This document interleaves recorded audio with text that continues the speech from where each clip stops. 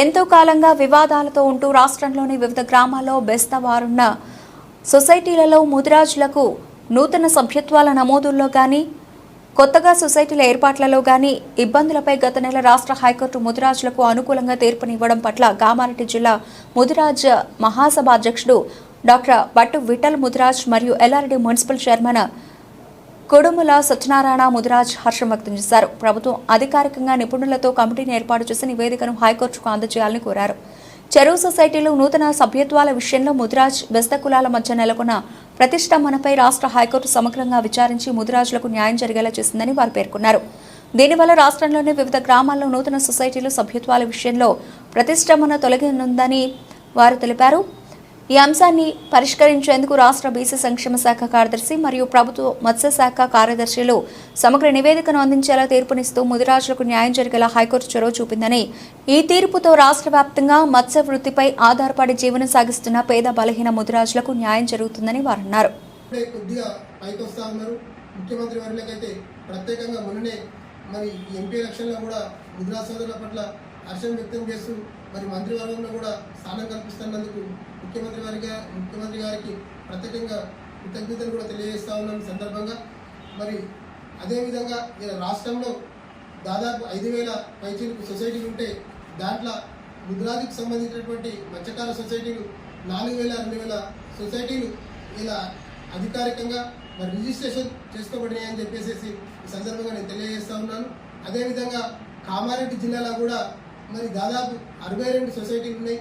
ఇలా 62 సొసైటీలు కూడా అధికారికంగా మరి ప్రభుత్వం ఇస్తున్నటువంటి ఏదైతే సబ్సిడీ విత్తనాలు చేపలు వేసుకుంటూ మరి ఉపాధి నిలదీస్తూ మరి వాళ్ళ పిల్లలకు చదువు కానీ వాళ్ళ ఉపాధి మీద బతుకుతున్నటువంటి ముదిరాజ్ కులస్తులను ఇంకా ఈ హైకోర్టు ఆదేశానుసారం అతి త్వరలోనే ఈ నిపుణుల కమిటీ వేసి మరి త్వరితగతిన ఇంకా చాలామందికి ఇప్పుడు సొసైటీలు కావాలి, కొత్త సొసైటీలు కూడా మా సభ్యత్వాలు కావాలి, అందులో సభ్యత్వాలకు కూడా చేర్చాలని చెప్పేసి ఈ ప్రభుత్వానికి విజ్ఞప్తి చేస్తూ, అదేవిధంగా మరి దీనికి బెస్త కులస్తులకు మేము వ్యతిరేకం కాదు. బెస్త కులస్తులు లేని దగ్గర ప్రత్యేకంగా ముదిరాజులు ఉన్నటువంటి ఏదైతే గ్రామాలు ఉన్నాయో దాంట్లో ఇంకా కొత్త సొసైటీలు ఏర్పాటు చేసి వాళ్ళకు ప్రోత్సాహాన్ని కల్పించాలి.